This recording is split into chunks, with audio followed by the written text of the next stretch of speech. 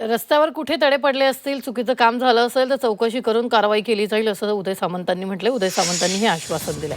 मुंबई गोवा महामार्गाचं काम पूर्ण झालेलं नाहीये असा खोटा प्रचार काही लोक करतायत. सामंतांनी टीका करणाऱ्यांवर हल्लाबोल केलेला आहे. तडे पडलेली असतील किंवा चुकीचं काम झालं असेल तर त्याची इन्क्वायरी होईल, त्याच्यावर कारवाई होईल.